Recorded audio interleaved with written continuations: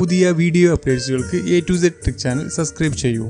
അടുത്തുള്ള bell icon click ചെയ്താൽ video upload ചെയ്ത ഉടനെ നിങ്ങൾക്ക് നോട്ടിഫിക്കേഷൻ ലഭിക്കുന്നതാണ്.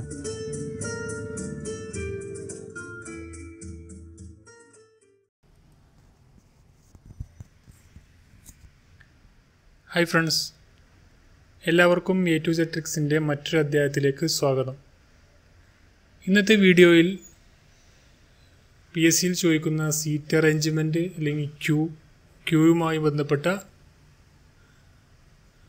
ക്വസ്റ്റ്യൻസ് ഇൻക്ലൂഡ് ചെയ്ത ഒരു വീഡിയോ ആണ്.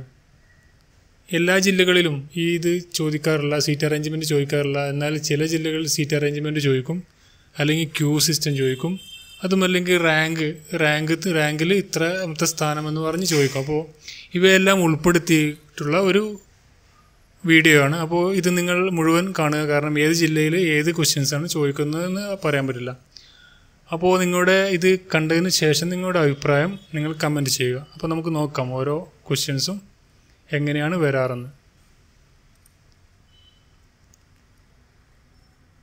ഫസ്റ്റ് ക്വസ്റ്റ്യൻ ഇതാണ്. LA, MA, NP എന്നിവർ ഒരു വട്ടമേശയുടെ ചുറ്റും ഇരിക്കുന്നു. എല്ലിൻ്റെ തൊട്ട് ഇടതുവശത്തായി P ഇരിക്കുന്നുണ്ട്.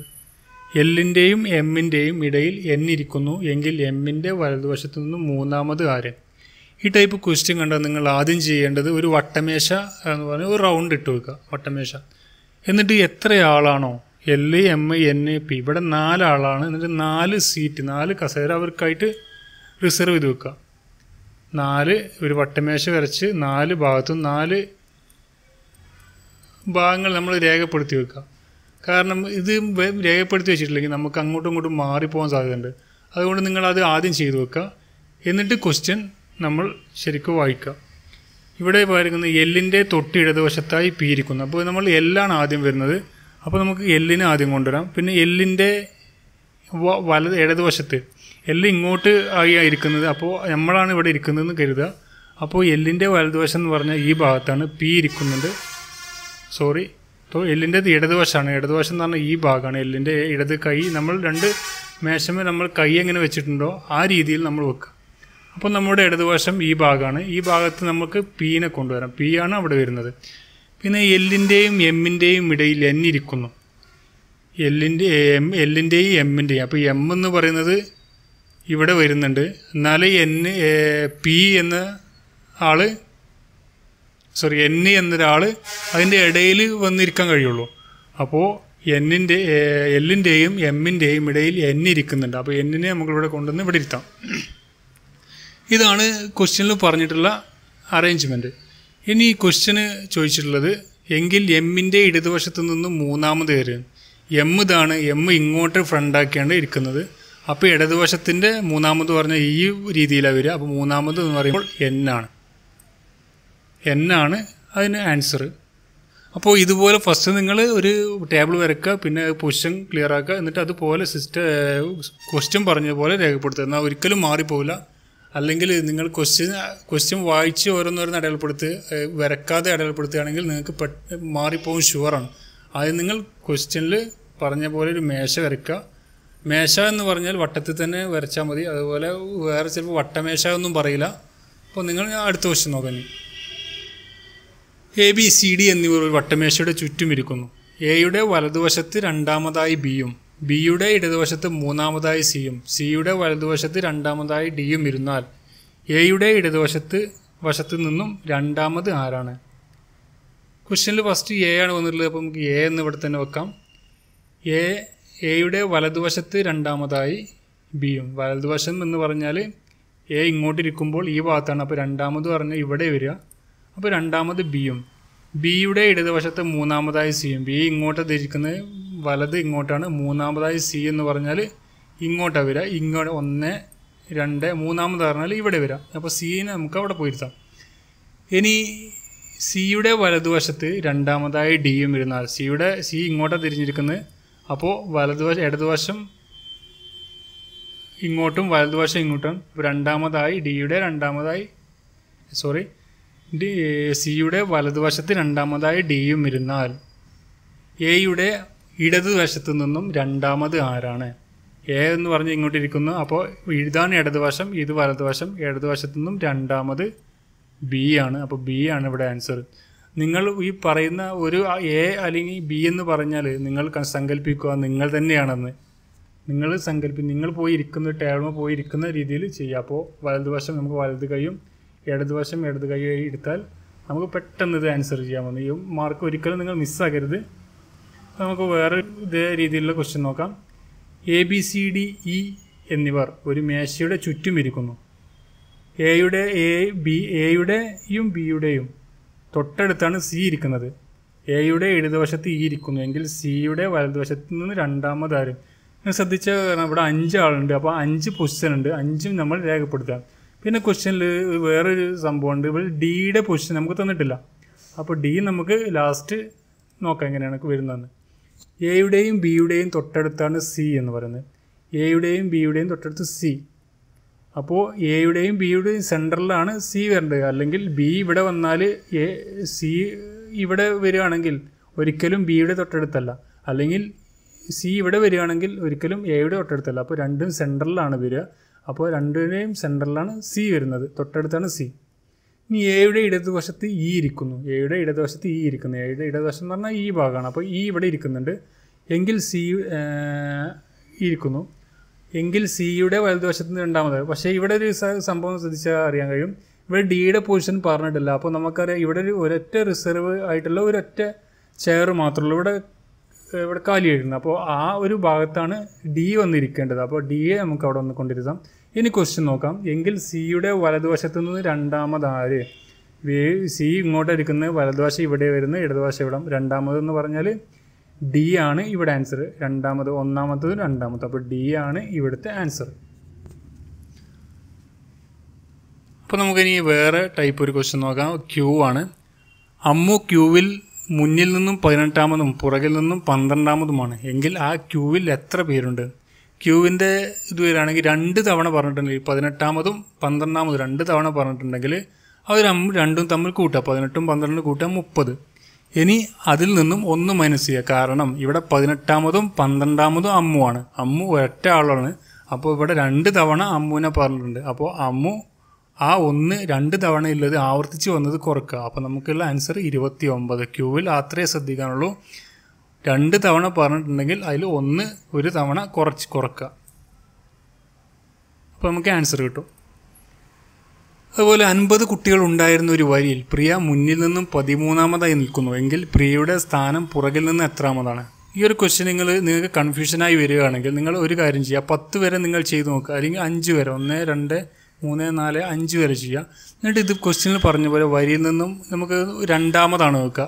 2-മതാണ് പ്രിയ എന്ന് പറയാം. പ്രിയ 2-മതാണ്.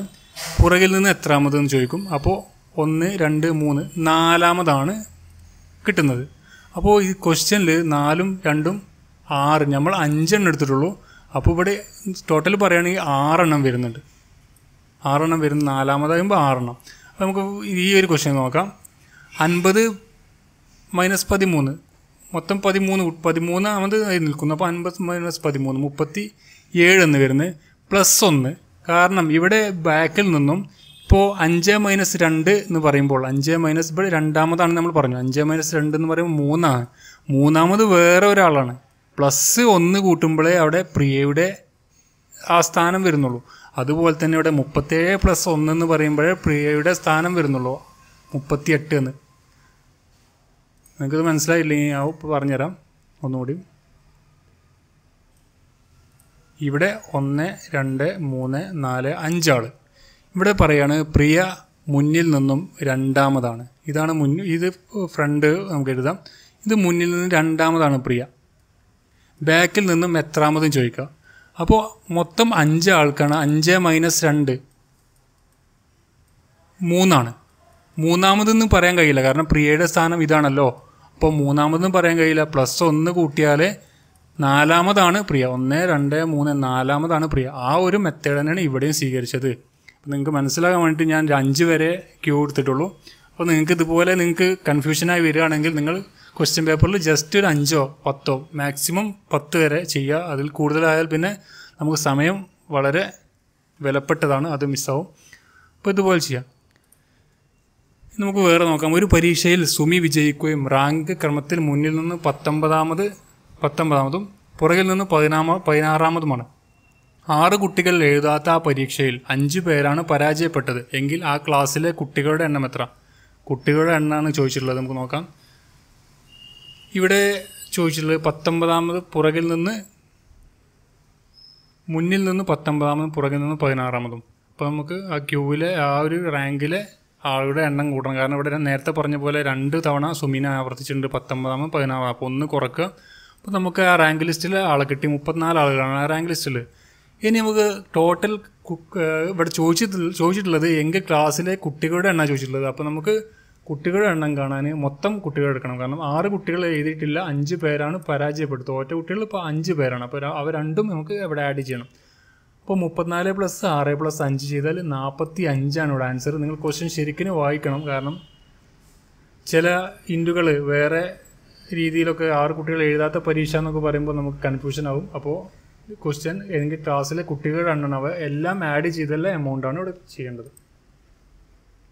വേറെ ക്വസ്റ്റ്യൻ നോക്കാം. 40 കുട്ടികളുള്ള ഒരു ക്യൂവിൽ ഹരി മുന്നിൽ നിന്ന് 18-ാമതും ദിവ്യ പുറകിൽ നിന്ന് 11-ാമതുമായി നിൽക്കുന്നു. എങ്കിലും അവർക്കിടയിൽ ആകെ എത്ര? ഇത് സിമ്പിൾ ക്വസ്റ്റ്യൻ ആണ്. പക്ഷേ കാരണം 40 കുട്ടികളുണ്ട്.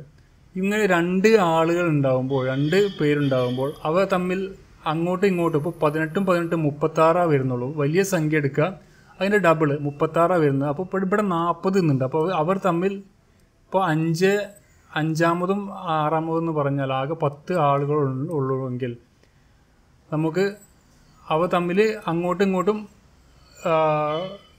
ക്രോസ് ചെയ്ത് പോകുന്നുണ്ട്.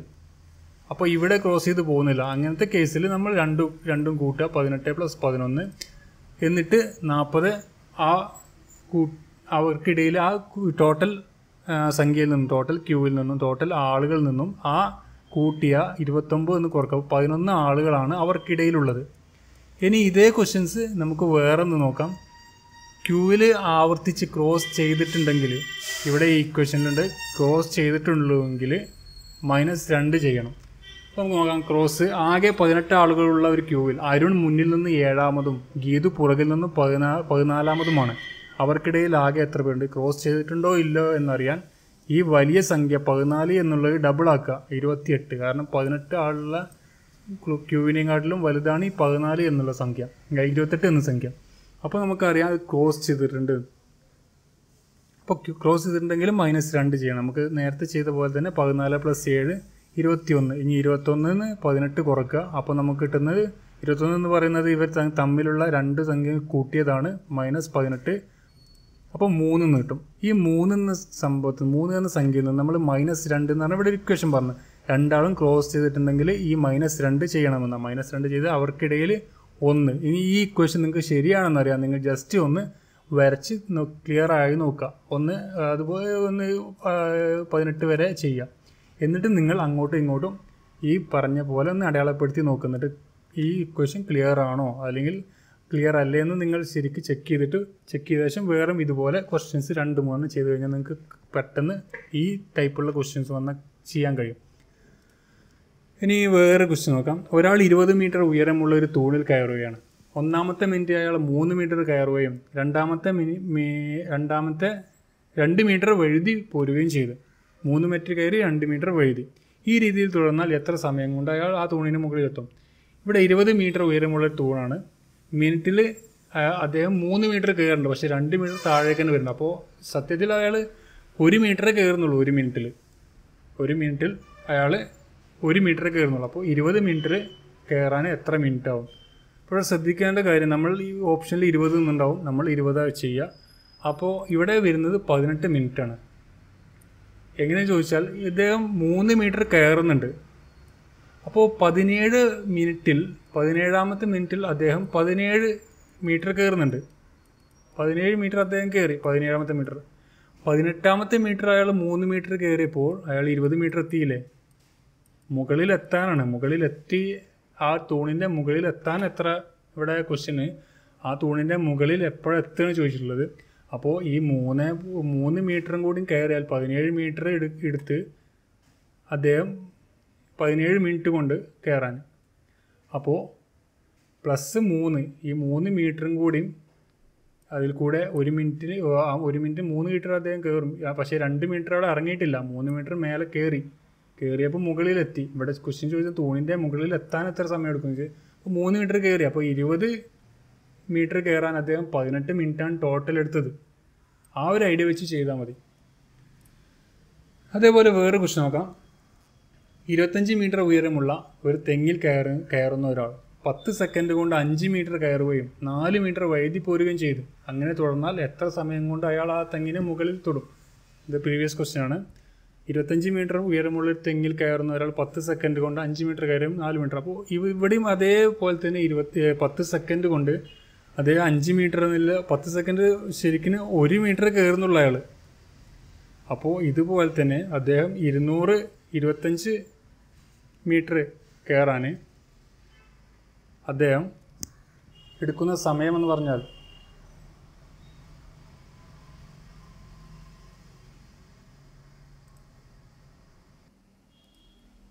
അദ്ദേഹം 20 മീറ്റർ കയറാൻ 200 സെക്കൻഡ് എടുക്കുന്നത്.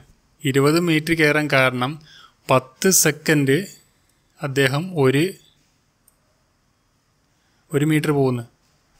അപ്പോൾ ഇവിടെ 20 മീറ്റർ പോകാൻ 10 × 20 200 മീറ്റർ 200 സെക്കൻഡാണ് അദ്ദേഹം എടുക്കുന്നത്.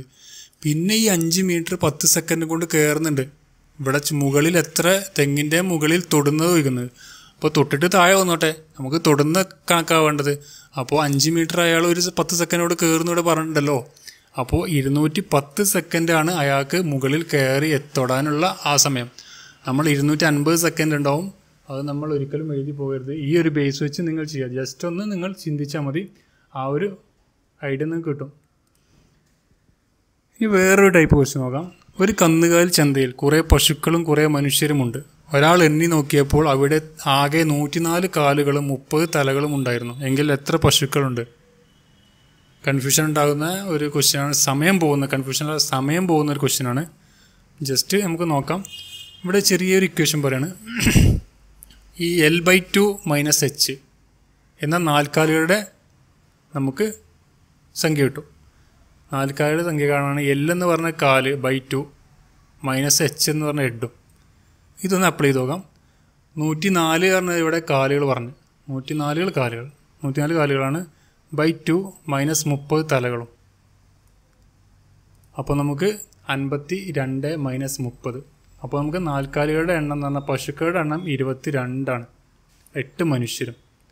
ഈ 4 കാലുകളുടെ എണ്ണം കാണാനാണ് L/2 - H. ഇവിടെ ചോദിച്ചിട്ടുള്ളത് പശുക്കൾ എത്ര ഉണ്ട്? അപ്പോൾ 22 പശുക്കൾ. ഇതാണ് ആൻസർ. നിങ്ങളിതുപോലെ വേറെ ക്വസ്റ്റ്യൻസ് ചെയ്ത് നോക്കുക, കറക്റ്റാണ് നോക്കുക. അപ്പോൾ നിങ്ങളുടെ അഭിപ്രായങ്ങൾ അറിയിക്കുക. അതുപോലെ നിങ്ങളുടെ ഫ്രണ്ട്സിന് ഈ അറിവ് ഷെയർ ചെയ്ത് കൊടുക്കുക. അതുപോലെ സബ്സ്ക്രൈബ് ചെയ്യാത്തവർ, നിങ്ങൾക്ക് ഡെയിലി വീഡിയോ ലഭിക്കാൻ വേണ്ടി നിങ്ങൾ സബ്സ്ക്രൈബ് ചെയ്യുക. അപ്പോൾ ഒരു ലൈക്ക് അടിക്കാനും മറക്കണ്ട. Thank you for watching.